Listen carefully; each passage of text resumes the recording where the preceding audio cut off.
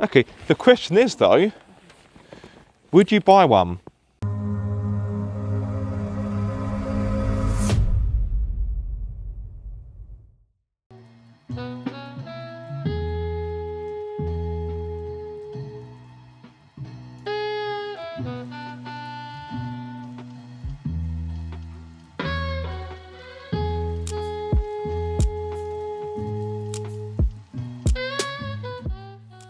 In 2018, the BBC Centre for City Study found that Worthing, the place where I currently live, had the second highest average age of residents in the UK, 43 to be exact. That's only 0.2 behind Blackpool. So what better place to review the car in this video?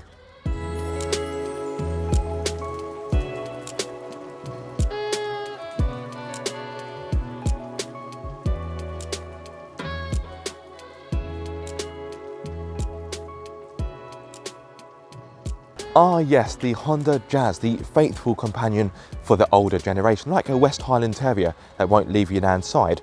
Did you know that the average age of a Jazz driver is 88? No, it's not really, I made it up. But joking aside, in 2015, Honda themselves said that the average age of your typical Jazz owner was 61. So not exactly a car for spring chickens, is it? The new Jazz is here though, and it looks as if Honda is trying to change the demographic somewhat. That's because they've launched this, the Crosstar, an SUV-inspired model to appeal to the trendy lifestyle market, i.e. younger people. Don't believe me? In the press blurb for this car, Honda themselves even described the approach for this vehicle as youthful. Let's look at the evidence. It's designed to mimic the look of an SUV, which are as trendy as pumpkin spice lattes in the autumn. It has a premium 8-speaker sound system in which you can play as much Stormzy to your heart's content, and it's even finished in a colour called surf blue, perhaps in the hope that Honda thinks that this will be the kind of activity your typical Jazz driver will be doing, although let's face it, blue rinse probably would have been more appropriate. However, if you do happen to be a surfer, you'll be pleased to know that the seats are water repellent. It also comes in handy if you're an older person and you have a bladder malfunction. Okay, I know that was a cheap shot. I'm sorry, Honda. I shouldn't be so hung up on stereotypes when it comes to this car. But what I will say is that with every purchase of a Honda Jazz, you get a free bag of Werther's Originals. Look at that. Okay, I may be lying. I've just made it up just for comedic purposes. Again, Honda, I'm sorry. I couldn't resist. The Jazz may not come with a free bag of Werther's, but the standard kit on offer is pretty sweet.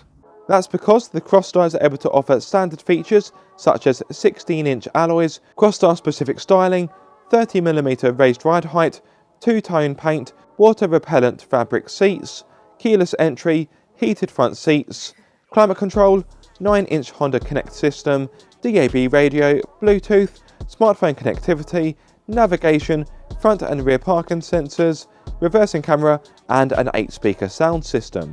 Weirdly though, the Crosstar loses the heated steering wheel as found in the cheaper EX version of the standard Jazz. It also loses the blind spot monitoring as well, which is a little bit peculiar.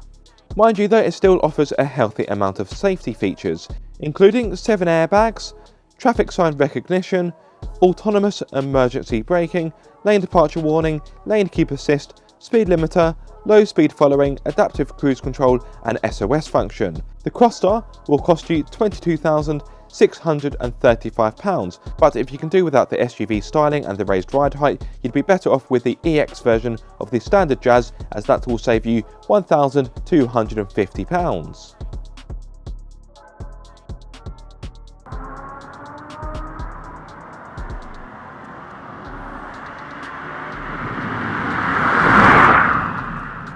So here we are on the mean streets of Worthing, powering this cute looking supermini, well, supermini slash crossover, is a naturally aspirated 1.5 litre petrol engine, which is backed up by not one, but 2 electric motors. And you may think, ooh, 2 electric motors, that's bound to pack a little bit of punch. No, not quite. I know this is a Jazz, it isn't built for performance, but despite its powertrain, it only offers a rather modest 109 horsepower with a more generous 253 newton meters of torque. If you prefer that to in pound-feet, I will drop a subtitle below. Now, I'm sure many of you aren't really concerned about performance, but in case you are, this car will hit 62 miles per hour just shy of 10 seconds, 9.9 to be exact. And the top speed, in case you're wondering, is 107 miles per hour. But like I say, this car isn't built for performance. It's built for this pottering around town, which it does really well, if I'm going to be honest, but I will get onto that a little bit later. Now, I've mentioned the performance, but what about fuel economy? Well, on a combined run, Honda states this engine is good for up to 58.9 mpg, and in my experience, I've been getting low 50s. In fact, right now I'm doing 54.4. Pretty respectable.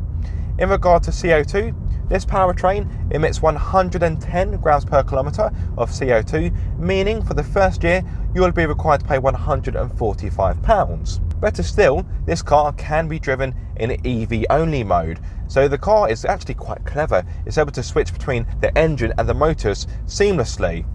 And you'd have to concentrate quite hard to notice the switch. So at this moment in time, I am being driven by the engine, but I'm sure in a few moments it will probably flick over to EV only mode.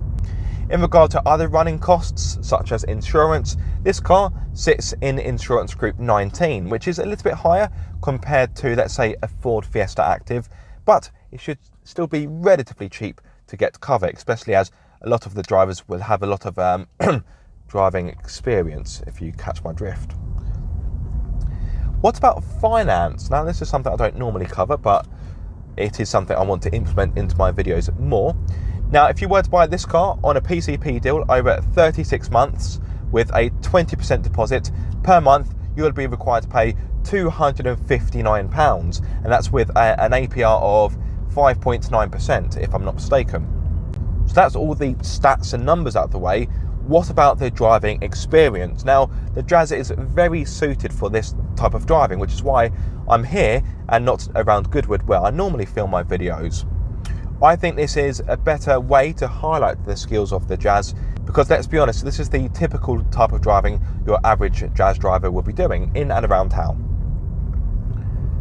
And the Jazz is a good tool for cutting through town centres. It's like a hot knife through butter. The Jazz, as you would expect, is a very easy car to drive. The steering is light, so it means you can navigate urban environments like this with ease.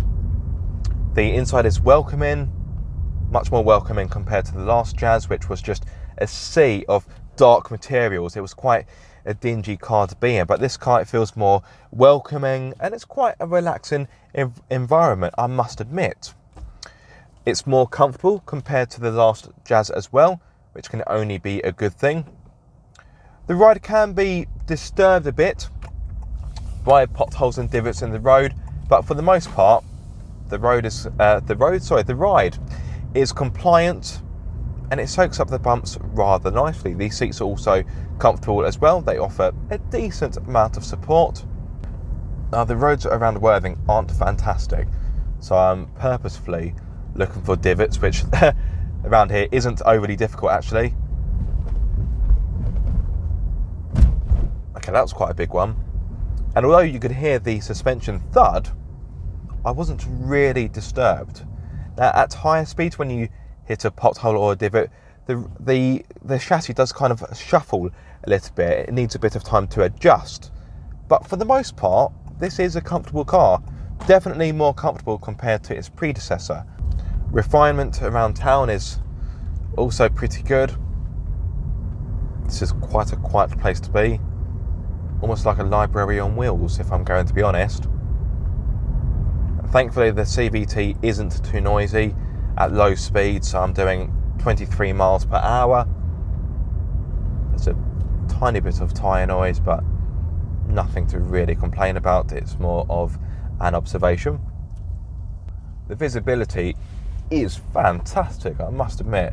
At no point have I struggled to see out the car. The glassware is quite large, so this car has really been designed for this kind of driving. Now, quite often when I drive a CVT, that's a continuously variable transmission, I moan about them because for the most part they are pretty rubbish. This one, however, isn't too bad. There is a caveat though. When you're driving around town, Now, when you're not really having to work the engine hard and you're just kind of pottering about your local town centre, the CVT actually does work pretty well. I've got no complaints for once, and it almost feels like your standard kind of automatic. However, when you get out onto the open road, that's where things start to fall apart a bit.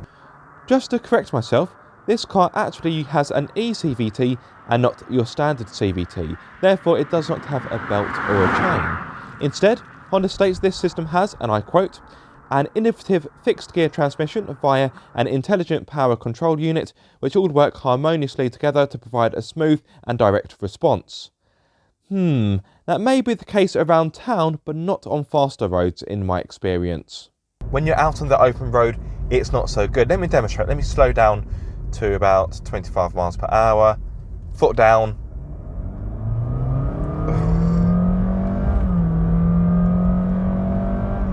You get that typical CVT rubber band effect where it feels like the power is taken forever for it to get to the front wheels. It feels like treacle being poured down a drain pipe, a long drain pipe. It just seems to take forever for it to trickle through. The Jazz is okay on the open road, but I wouldn't really say this is where it feels at its most natural. Dynamically, it isn't fantastic, although let's be fair, it was never designed to be a driver's car. This car does have a raised ride height of 30mm, therefore you do get a bit more lean in the corners than you would do from your standard Jazz. The steering gets heavier as you get up to speed. The grip is pretty good in the corners, I've got no complaints there. The brakes perform well. But yeah, the handling is competent. There's nothing really wrong with it, it's just not particularly fun or engaging or entertaining.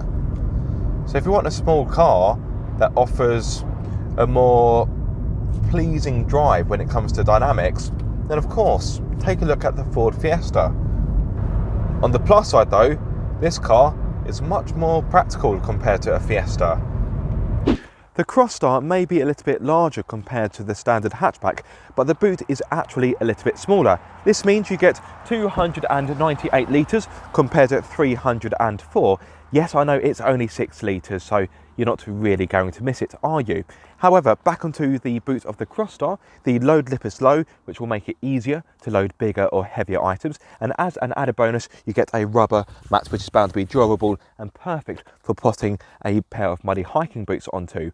It is worth noting that if you do want a larger boot in this class, you can take a look at the Renault Clio or the Seat Ibiza, although it is worth noting that those cars don't come with a kind of SUV inspired version.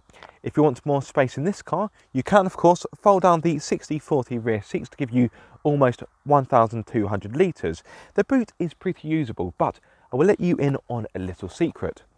The boot of this car is smaller compared to its predecessor. The previous Jazz offered 354 litres.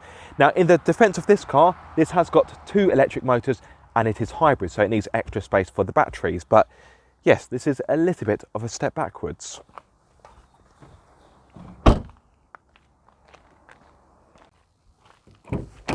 The boot may be smaller than before, but just like the old car, the rear space is impressive for a car of this size. As always, the driver's seat has been set for me. I'm 6'2", so I am of course a taller chap. Let me step in like so, take the weight off my feet. Hopefully you can see I've got a very good amount of knee room and plenty of leg room. So even for my lanky frame, I've got plenty of space. Very impressive. Headroom is also agreeable as well. So if you do happen to be a taller person, fear not, the Jazz has got you covered. In fact, this car almost feels like a TARDIS on wheels. Good stuff. I think fitting 3 adults in the rear would be quite tight, but the same could be said for pretty much every supermini. So that isn't a complaint, that's more of an observation. On to practicality, you do of course get a door bin either side, which you can fit a bottle in. That's 500 millilitres in case you're wondering. There's also map pockets, and not 1 but 2 USB ports. That's a good touch, thank you Honda. So those in the rear can charge their smart devices on the move. I like that. And last but not least, you do get a hook up here where you can hang up an item of clothing. So the rear of the Jazz it's impressive. The new Jazz also retains the clever and innovative magic seats, which offer 4 modes: utility, tool, long and refresh. Ah, that's nice. The front is also a practical and spacious place to be as well. There's plenty of cubby holes. In fact, I'm spoilt for choice on... Thank you. I'm spoilt for choice as to where I can put my bottle. I can put it in the door bin, or I can put it in the cup holder here, or I can put it in the cup holder down here. As well as that, you've got a cubby hole down here where you can put your smartphone. This car doesn't have wireless phone charging, in case you're wondering, or you can pop your wallet down here or any other smaller items. You've got the cup holder in the middle, as I've mentioned, a smaller slot, which is quite handy for putting the key in there, a centre armrest, which offers a decent amount of storage in it, and not 1, but 2 glove boxes. Of course, the one where I'm storing my Werther's Originals on the top there offers a good amount of practicality, and of course you've got the main glove box, which isn't massive but offers a fair amount of space. Getting a comfortable driving position is easy because the steering wheel, as you would expect, adjusts for brake and reach like so. So it's a bit stiff because the steering wheel lock is on. There we go, that's a bit more like it. And my driver's seat also has a good level of adjustment, so getting comfortable in the front is very easy, and it's very practical as well, as you would expect from a Jazz. The Jazz has got a B driving mode, and you may think, B, what's that for? Well, basically, it gives you regenerative braking, which sounds all good and dandy, but to be honest, the strength of it doesn't seem to be that strong. You'd have to concentrate quite hard to notice the difference between drive mode and the B mode. So if I just pop it into drive and lift off the accelerator, pop it to B, hang on. Yeah, you can feel there is some form of regenerative braking, but the gearbox. One thing I will say about the Jazz when you're on faster roads is that the lane keep assist, okay, these are quite narrow country lanes, but the lane keep assist, it feels like it's almost fighting against you, and it does feel just a tad disconcerting. You can of course turn it off, but what's the point of having a safety system you're going to turn off? Doesn't quite make sense. That'd be like having a smoke alarm and taking out the batteries. Just why would you do that? Silliness. Now that I'm on faster roads, let me touch upon refinement. Refinement is pretty decent. Okay, there is a bit of tyre noise making its way into the cabin, and there's also a bit of wind noise picked up when you build up speed, because of course this car is taller compared to its standard Jazz equivalent. But I wouldn't say I feel like I need to shout to be heard. So, fair to say the new Jazz is doing pretty well, but how does it go down with the older generation? Now at this point I was hoping to ask a group of the older generation to get their thoughts on the cars and get a few different opinions, but given the current COVID-19 situation, it's not really a good idea to get a group of older people out together, is it? But I do have a plan B. My Nan, ladies and gentlemen. So, Nan, what do you think of this car? What are your first impressions? Well, I think it's nice. Okay. When I came out, I didn't know, and I thought, oh, that's a nice car. So you think it's a nice car? Okay. What do you think of the looks? Would you say it's more of a younger person's car or more of an older person's car? It can be any, to be honest with you. Oh, okay. So you think it works well for all age groups? Yes, I feel so. Okay. Well, what do you think of the inside? I've got the door open, so you don't need to touch anything. So obviously you've been driving for quite some time. What do you think of the layout of the interior? Do you think it's more suited for a young person, or well, do you think it would be quite easy to use, quite easy to navigate? Well, yes, it depends on it depends on the person. You know, if that person like all there. Yeah. Me, yes. Okay. It's all right.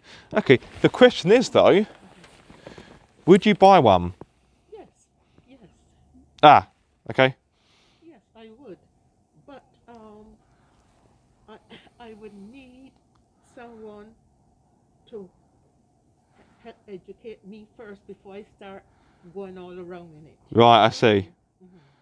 There we are. So the Jazz is a hit with the older generation. Who'd have thought it? So it looks like Honda's aim of drawing younger buyers to the Jazz hasn't quite worked, and I would argue the Crosstar version itself doesn't quite work either. Okay, some may see the merit of having a raised, more rugged Jazz, but in my opinion, I think this car is a bit of a gimmick. Personally, I think you'd be better off buying the EX version of the standard car and saving yourself a bit of money. Nice idea, Honda, but you're trying too hard. Anyway, thank you so much for watching this video. I do hope you have enjoyed it. If so, be sure to like, comment and subscribe. If you are subscribed, don't forget to click the bell icon so you get notified every time I make a video. But until the next time, guys, be sure to keep up the car obsession.